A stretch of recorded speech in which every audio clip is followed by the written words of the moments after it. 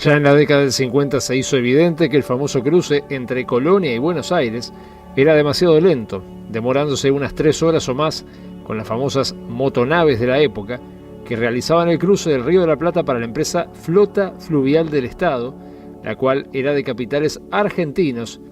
y que había adquirido a modo de explotar la sella las ex líneas del vapor de la Carrera de la desaparecida empresa de Nicolás Mianovich, uno de los pioneros de la navegación en el Río de la Plata. En mayo de 1958 se anunciaba en la prensa que en breve se pondría en marcha un novedoso buque llamado técnicamente como Hidróbolo. Esto era una revolucionaria nave que contaba con un sistema de alas retráctiles bajo su casco, las cuales, a medida que el aparato tomaba velocidad y las mismas se iban hundiendo en el agua, causaba que el casco se elevara de la superficie, quedando en el aire a una altura aproximada de 1,80 m de la superficie del agua. Se llegó a probar uno de estos aparatos en aguas argentinas, frente al puerto de Buenos Aires, y se decía que el vehículo era capaz de unir Colonia del Sacramento con Buenos Aires en unos insólitos 25 minutos. Sin embargo, el proyecto quedó solamente en eso, y después de la gran movida propagandística de esa época, nunca más se supo ni del aparato en cuestión, ni de las personas que estaban vinculadas al mismo. Se desconoce qué procedencia era el aparato y qué fin tuvo, pero si de algo sirvió esto, dejó abierta la puerta a un futuro no tan lejano. En 1961 se forma en la República Argentina una nueva empresa llamada Alimar Sociedad Anónima, la que solicitaría permiso para operar el trayecto náutico comprendido entre la ciudad de Colonia del Sacramento, en la República Oriental del Uruguay, y la ciudad capital Buenos Aires, en la República Argentina. Esta empresa comenzó con un capital de 150 millones de pesos uruguayos de la época, y según algunos datos, gran parte del paquete accionario o directamente el total de dicha empresa era propiedad de la empresa uruguaya Honda Sociedad Anónima, conocida empresa de autobuses de Uruguay, que tenía una amplia participación en el transporte uruguayo y con incursiones en áreas ajenas estrictamente al transporte terrestre. Aunque otros datos afirman que Alimar fue fundada por un grupo de exoficiales de la Armada Argentina, liderados por un almirante de apellido Malatesta. Si bien no queda claro cómo era en realidad el vínculo de Honda con la nueva empresa fluvial Alimar, si era o no propiedad de esta, la razón tal vez estuviera vinculada al hecho de que desde sus inicios Honda combinaba en Colonia con el barco a Buenos Aires, un servicio que era operado por la Compañía Uruguaya de Navegación, servicio anteriormente operado por la CIDT. En el año 1940, el barco utilizado era el llamado Ciudad de Colonia. Honda también contaba en esa época con un servicio combinado en Carmelo, con las lanchas argentinas de A. Pegasano y compañía, que llegaban hasta el Tigre en Buenos Aires. Honda fue a más y el día 24 de febrero de 1943 inauguró un servicio directo de Montevideo a Buenos Aires por intermedio del autobuque Argentina, lo cual no era nada nuevo, ya que desde los años 30 se podría decir que desde el inicio de la empresa Honda como tal, se venían realizando viajes a Buenos Aires por autobús a Colonia y luego tomando el barco en Colonia, pero no había una venta directa a Buenos Aires. Esta línea Colonia, por su conexión a Buenos Aires, era tan importante para la empresa que la misma contaba con muchos más permisos en porcentaje a otros departamentos del Uruguay. Tal era la importancia que Argentina tenía para la empresa Honda, que en 1951 alquiló un local en el centro de la ciudad de Buenos Aires, donde funcionaría una nueva empresa creada en la Argentina llamada Honda Argentina Sociedad Anónima, la que servía como empresa de apoyo a la Honda de Uruguay, y su actividad por aquellos primeros años se limitaba a la venta de pasajes al Uruguay con combinación directa al ómnibus de Honda en Colonia, arribando allí por barco o también por parte de los hidroaviones de la también uruguaya empresa Causa, la que también cumplía un servicio de Colonia a Buenos Aires y que sustituyera al anterior Sana. Honda Argentina Sociedad Anónima seguramente fue la primer transnacional del Uruguay, pero no era propiedad de Honda Sociedad Anónima Uruguay, sino que en realidad los propietarios de la misma eran algunos de sus accionistas mayoritarios, integrantes del directorio, y esta fue la razón por la cual, cuando en 1991 Honda Sociedad Anónima de Uruguay desaparece, Honda Argentina Sociedad Anónima siguió con sus actividades en la República Argentina, ya que eran dos empresas independientes. En 1961 comenzaron a aparecer publicidades en la prensa uruguaya de la nueva empresa Alimar Sociedad Anónima. Su nombre hacía alusión a la innovadora propuesta que la empresa proponía a futuro con sus actividades en el Río de la Plata, la que cambiaría para siempre la forma en la cual se viajaba en el Río de la Plata. Alimar pretendía incorporar buques chicos y rápidos a su flota, en detrimento de los grandes y lentos barcos que eran el estándar desde hacía décadas. Para eso se pensó en la utilización de alíscafos. Un alíscafo, llamados también como hidroala, del inglés hydrofoil, era un tipo de barco cuyo casco sobresalía del agua cuando la velocidad se elevaba lo suficiente, causando que gracias a la acción de un plano de sustentación o ala que funciona según el mismo principio que las alas de los aviones, pero en un medio líquido del orden de 1000 veces más denso que el aire. Esta técnica permitía a los barcos aumentar su velocidad disminuyendo la fricción entre el casco y el agua y evitando la resistencia por la formación de olas. A baja velocidad, un alíscafo se comporta como un barco convencional, pero a medida que la velocidad aumenta, la presión del agua bajo el ala, unida a la disminución de la presión que se forma sobre la misma, genera una fuerza de sustentación opuesta al peso de la nave y una vez alcanzada cierta velocidad, era suficiente para elevar completamente el casco sobre el agua. Básicamente se causaba que el peso del buque quedara apoyado sobre los hidrodeslizadores, manteniéndose únicamente sumergidas las hélices de los motores para poder propulsar a la nave y el timón para poder gobernar la dirección de la misma, mientras que a baja velocidad o detenidos, los hidrodeslizadores quedaban ocultos bajo la línea de flotación de la nave y no eran visibles. Esta tecnología no era para nada nueva, comenzó su desarrollo por parte de un ingeniero italiano en 1901 y fue evolucionando de forma paulatina a través de los años, utilizándose incluso para fines bélicos. Pero durante los años 50 y 60 se dio una suerte de moda de este tipo de tecnologías náuticas y en muchos lados del mundo se utilizaban botes de pasajeros de este tipo, ya que en ellos la máxima eficiencia se conseguía cuando la elevación sobre el agua era pequeña, limitando su uso especialmente a lugares donde el agua era relativamente tranquila, resultando muy empleado como medio de transporte público en ríos, lagos y lagunas, lo que no era precisamente las condiciones del Río de la Plata. Ya en sus primeras apariciones en la prensa, Alimar mostraba en sus publicidades primero diagramas de cómo serían los mentados alíscafos y a posterior las publicidades comenzaron a aparecer con fotografías de algunos alíscafos en aguas europeas y anunciando su inminente llegada al Río de la Plata para comenzar a operar la próxima temporada de verano 1961 a 1962. Pero las cosas se dilatarían y no sería hasta mediados de 1962 que llegaría el primer forastero a estas aguas. La empresa Alimar había adquirido en 1962 3 alíscafos de origen italiano, construidos a pedido exclusivamente para el Uruguay. Estas 3 naves fueron fabricadas bajo modernas técnicas en el astillero Cantieri Navale Leopoldo Rodríguez de Messina, Italia, en Sicilia, bajo licencia de la compañía suiza Supramar AG, responsable de diseñar el primer barco del tipo hidroala que tuvo actividad comercial para pasajeros, el que fue llamado como Supramar PT-10 Freccia di Oro, y el que estuvo en servicio en el Lago Mayor entre Italia y Suiza durante largo tiempo, contando con una capacidad para 32 pasajeros y su velocidad máxima era de 32 nudos. Vale destacar que Supramar AG no era un astillero, sino que lo que hacía era realizar diseños y enviaba a los mismos a ser construidos por un pequeño astillero llamado Weiser, ubicado en la localidad suiza de Stanstad. Si el diseño funcionaba, Supramar lo que hacía era entonces vender sus licencias a terceros para que pudieran producir por sí mismos los diseños adquiridos. Así fue que uno de los compradores de uno de los diseños realizados por Supramar AG fue el astillero italiano Cantieri Navale Leopoldo Rodríguez, quien contaba con una licencia de Supramar AG para fabricar el modelo Supramar PT-20 y también el modelo Supramar PT-50. Para principios de la década del 60, el astillero de Messina había entregado 8 PT-50 desde 1959 y casi 20 del modelo más pequeño conocido como PT-20, construido desde 1956, siendo los compradores clientes tanto nacionales como extranjeros.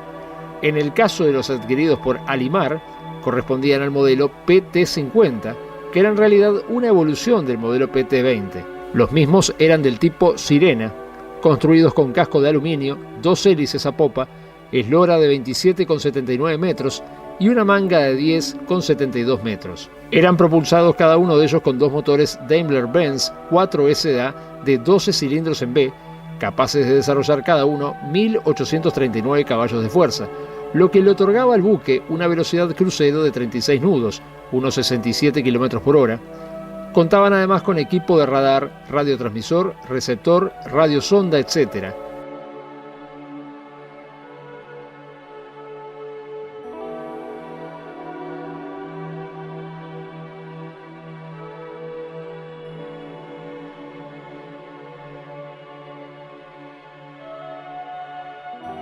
La capacidad de los mismos para pasajeros era de 95 personas en clase turista, ubicados dentro del casco del barco, y 20 personas en el salón superior, el que se encontraba detrás del puente de mando y era llamado Salón Belvedere,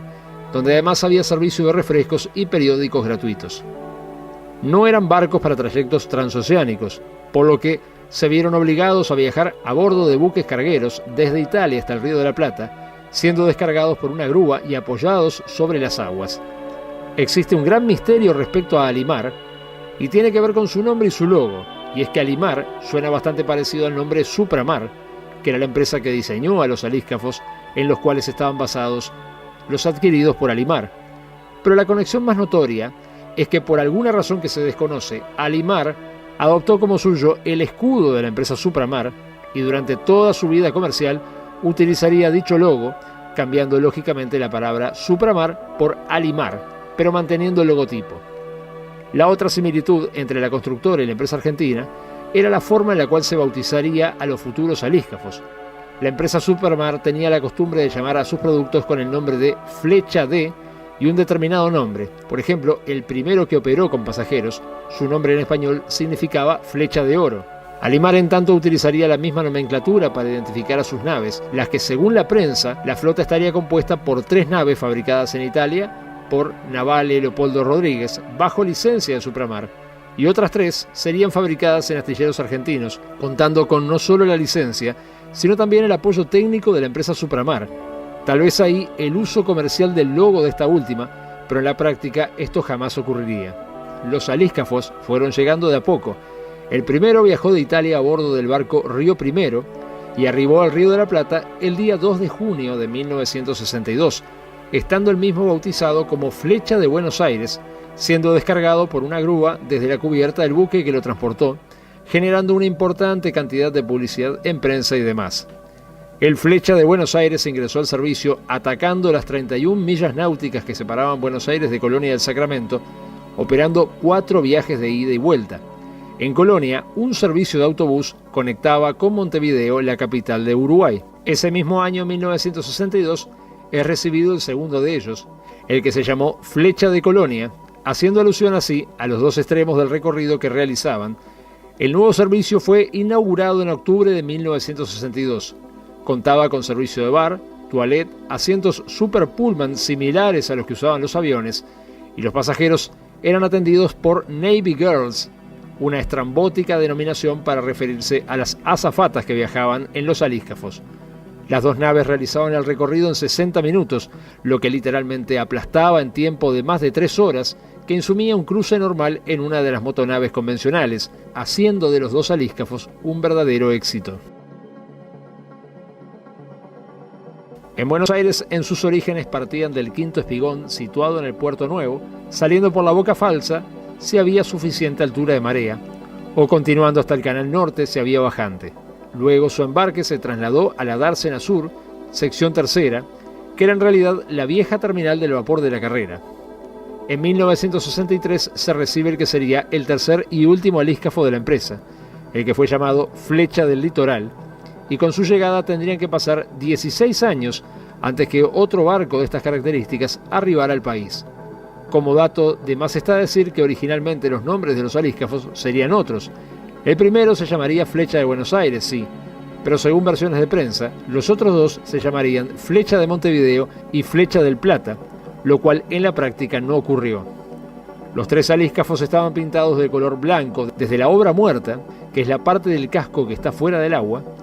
con la quilla del casco en negro, junto con los hidrodeslizadores, siendo adornados en la parte blanca con una franja no lineal que se extendía desde las últimas ventanas hasta la proa con una elegante forma. El diseño era el mismo en los 3 barcos, pero cada uno usaba un color distinto en estas franjas. El Flecha de Buenos Aires tenía franjas de color azul, El Flecha de Colonia tenía franjas de color verde y el Flecha del Litoral tenía franjas en color rojo. Los alíscafos eran rápidos y modernos. Eran de tamaño pequeño, no mucho más grandes que un autobús, con una estructura totalmente hermética, sin cubierta exterior, y esto era causa que, al levantar velocidad, era común que salpicara mucha agua sobre la estructura, por lo que no era posible viajar en ellos fuera del casco. Lo que sí quedaba claro era que no se llevaban del todo bien con el Río de la Plata, especialmente cuando había tormenta o viento fuerte y el río se embravecía, causando sacudones y un viaje no del todo placentero por parte de los pequeños barcos. Los dos salones de segunda clase eran los que estaban ubicados en las ventanas de abajo del casco, uno atrás y el otro adelante, separados por el vestíbulo de las escaleras de entrada al buque, donde también se encontraban las dos plantas motrices. Cuando éste se ponía en marcha y aceleraba, el salón de adelante se levantaba con la velocidad, mientras que el de atrás se viajaba más cerca del agua, permitiendo así que las hélices no quedaran expuestas. Los motores estaban ubicados en el medio del casco, abajo contra la quilla, y sonaban similares a los motores MGO franceses, mientras que el ruido en el salón trasero era ensordecedor. La situación cambiaba en el salón Belvedere, que era el superior, y tenía mejor visual y menos ruido, pero el pasaje aquí era lógicamente más costoso. Según relatan quienes viajaron en ellos, se sacudían fuerte al cruzar las esteras de los barcos grandes si se cruzaban con alguno. Al cruzar el límite marítimo de cada país, bajaban la bandera izada en el mástil del país que dejaban atrás y al mismo tiempo subían la bandera del país de destino. Era un área muy concurrida y de mucho tráfico marítimo, por lo que los saltos en el andar de los alíscafos eran algo frecuentes, lo que se incrementaba si había viento fuerte o tormenta, llegando a navegar a veces de costado y sintiéndose fuertes golpes contra el agua. La empresa Honda, además, estaba incorporando a su flota el flamante modelo de autobuses americanos, conocido como General Motors Company, modelo PD4106, conocido popularmente en Uruguay como Silverjet. Con estos nuevos autobuses, Honda combinaba con los alíscafos en los horarios de ida a Buenos Aires desde Montevideo, como así también el regreso Buenos Aires-Montevideo, pero también combinaba con ómnibus más antiguos de la flota con los servicios de la propia competencia de Alimar, los barcos de la flota fluvial. Esto deja en claro que Honda no tenía ningún inconveniente en ayudar a la competencia siempre y cuando esto le dejara beneficios. Hay un hecho poco conocido, y es que si bien se suele identificar el cruce entre Montevideo y Buenos Aires como el coto de caza de los alíscafos, la realidad es que uno de ellos, y lógicamente el Flecha del Litoral, en el mes de septiembre de 1963 se adentró aguas arriba por el río Uruguay, logrando alcanzar el puerto de Paysandú el día 26 de septiembre de 1963, a donde se vio obligado a atracar a la Mediterránea, de popa retrocediendo lentamente hasta el muelle, tomando en cuenta que aquí no existía una infraestructura adecuada para recibirlo. La razón de este particular viaje del Flecha del Litoral fue realizar una prueba de comportamiento de la nave en esta zona y de reconocimiento del área para una futura línea en el alto litoral del Uruguay. A bordo del barco viajaban los directivos de la compañía Alimar y periodistas en general, principalmente de medios de prensa argentinos. Se expresó que las condiciones del río Uruguay eran favorables para el alíscafo y se expresaba que el nuevo servicio se comenzaría a explotar entre el 5 y el 10 de octubre de ese mismo año, o sea, menos de un mes después de realizar esta prueba. El Flecha del Litoral hacía tan solo un mes que había arribado al Río de la Plata, por lo que estaba dando sus primeros pasos en aguas rioplatenses, además de que, para este viaje, realizó primero una escala en el puerto de Fraiventos en Uruguay, ya que la línea que se pretendía explotar era desde Fraiventos a Paysandú y desde Paysandú a Concepción del Uruguay en Argentina. El viaje por el litoral insumió 5 horas y media, partiendo desde Buenos Aires, y si bien los resultados parecieron ser los esperados, que se sepa, jamás existió una línea de alíscafos por el litoral, posiblemente por un tema económico o de baja densidad de población en el potencial de la zona. Alimar gozó de una suerte de cuasi monopolio, al menos en el área de transporte rápido, a lo largo de 18 años, pero para finales de la década del 70 la situación de supremacía había quedado lejos y la realidad era que para Alimar se le hacía cada vez más complicada la operación de los servicios. Los alíscafos tenían una fuerte competencia en el corredor Colonia-Buenos Aires, tanto por los servicios de las demás empresas, que a diferencia de los alíscafos demoraban bastante más, pero podían transportar autos en sus bodegas, como así también la fuerte competencia aeronáutica, tanto de Aerolíneas Argentinas y la empresa uruguaya Pluna, desde el aeropuerto de Carrasco en Montevideo. También existía la empresa de aviones Arco, la que volaba desde el aeropuerto de Laguna de los Patos en Colonia. Pero esta aerolínea era en parte propiedad de Honda también, por lo que se podría decir que era una empresa aliada de Alimar. En algún momento de la década del 70, según se cree, nace en Uruguay una empresa vinculada a la familia Deicas, que eran bodegueros en el Uruguay. Si bien el nacimiento de esta nueva empresa, la cual se llamaría Belt Sociedad Anónima, no está nada claro, al parecer el primer vínculo de dicha empresa con la navegación, o al menos el primer indicio conocido, es una publicidad del periódico de enero de 1976, donde la empresa Belt Sociedad Anónima ofrece un servicio de puente marítimo entre la localidad de Carmelo en Uruguay y la localidad del Tigre en Argentina. Belt realizaba dicho servicio bajo el nombre de Luna Carti, que significaba Líneas Uruguayas de Navegación Carmelo-Tigre, operando el mismo por lo menos con dos buques. Uno era una lancha chica llamada Interisleña 4 y la otra nave era un catamarán chico llamado Catamarán 3,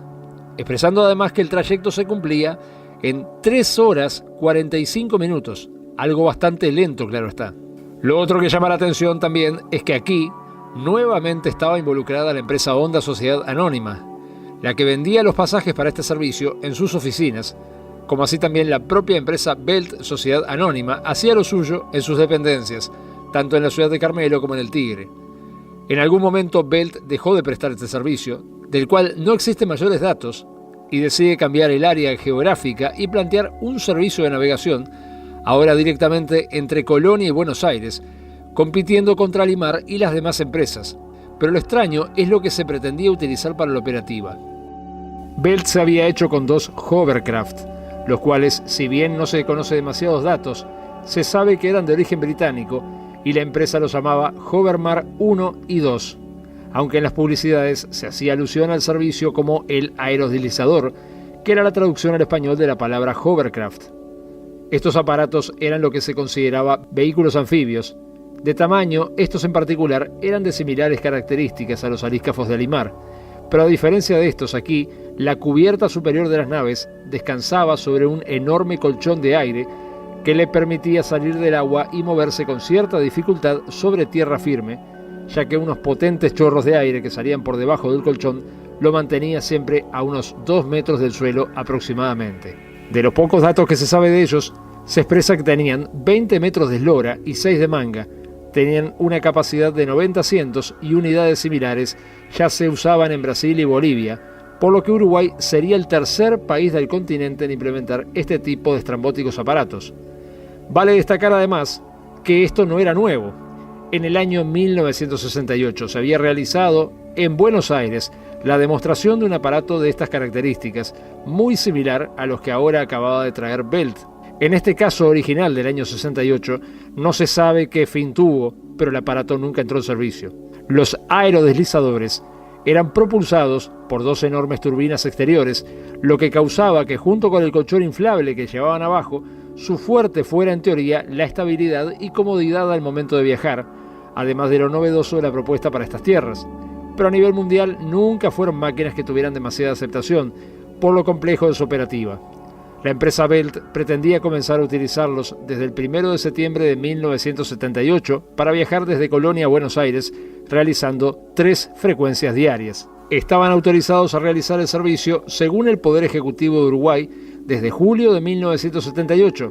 pero se desconoce qué ocurrió luego con ellos, si llegaron siquiera a entrar en servicio o qué fue lo que pasó con su operativa, la cual a las claras competía en desventaja contra Alimar y sus alíscafos, tanto en tiempo de viaje como en cantidad de pasajeros a transportar, y ni que hablar de la infraestructura que necesitaban este tipo de unidades para operar.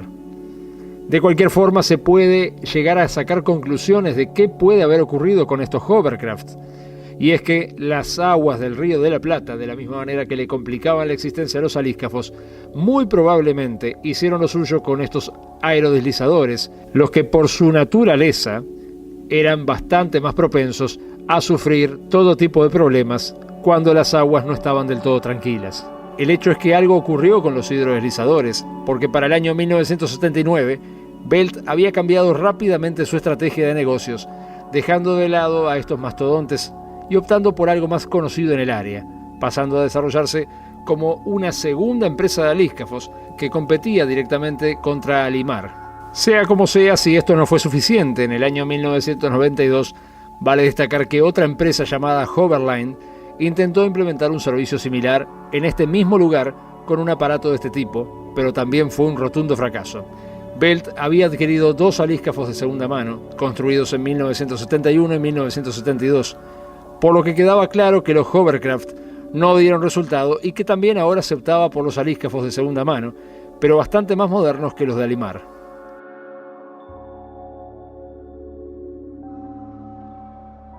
El primero de los nuevos alíscafos llegó en 1979. Había sido fabricado también por la Cantieri Navali Leopoldo Rodríguez de Messina, Italia, en 1972, el mismo fabricante de los 3 alíscafos de Alimar, siendo el cuarto hidroala del nuevo modelo conocido como RHS 140, fabricado por el astillero, y siendo bautizado en su botadura con el nombre de Tyrving, en alusión a una vieja leyenda de una espada mágica de la mitología nórdica. Botado el día 14 de marzo de 1972, fue fabricado para operar en la empresa noruega Det Stavengers DS, registrado en Stavanger, Noruega. El Tyrving navegó por sus propios medios en su viaje de delivery entre Sicilia, donde nació, y Noruega, alrededor de 3.000 millas náuticas, en algún momento en condiciones de mar desfavorable, para luego pasar a realizar la ruta Stavanger-Bergen, inicialmente junto con un par de alíscafos PT-50 de época similar a los 3 que tenía Alimar en el Río de la Plata desde 1962. El Tyrving y sus compañeros cubrirían la ruta de 109 millas náuticas en poco más de 3 horas y media, incluidas 3 paradas en la ruta, lo que supuso una mejora notable con respecto a las 10 horas utilizadas por los ferries convencionales, al menos donde el tiempo era un factor más que importante. En 1974, el único operador que además de Det Stavanger operaba con alíscafos era la firma Hardanger Sandholmbanks, quien se unió a la operativa del servicio Stavanger-Bergen y por lo tanto se convirtió en copropietaria del RHS 140 Tyrving. El Tyrving realizó funciones a lo largo de 7 años, pero al ser introducidos catamaranes de construcción nacional, reemplazaron tanto a él como a los demás alíscafos en operativa, siendo transferido el Tyrving para operar rutas de corta distancia en el área de Stavanger. Pero aquí también los catamaranes pronto se hicieron cargo y el hidroala se convirtió en un excedente para los requisitos de la operadora, siendo puesto en venta. El día 1 de octubre de 1979, el Tyrving fue adquirido por Alíscafos Belt Sociedad Anónima Uruguay, llegando al puerto de Montevideo el día 23 de noviembre de 1979, a bordo del buque noruego Rosario, que fue quien lo trajo al Río de la Plata. A su llegada a Uruguay fue descargado del barco Rosario por la gigantesca grúa flotante conocida como GF número 1 de la Administración Nacional de Puertos de Montevideo. A posterior, se cree que viajó por sus propios medios desde Montevideo a Colonia y aquí fue registrado con el mismo nombre Tyrving, no siendo jamás a lo largo de toda su vida rebautizado. La razón por la cual Belt no quiso cambiarle el nombre fue porque creía que era de mala suerte cambiar el nombre del primer barco que llegaba a la flota.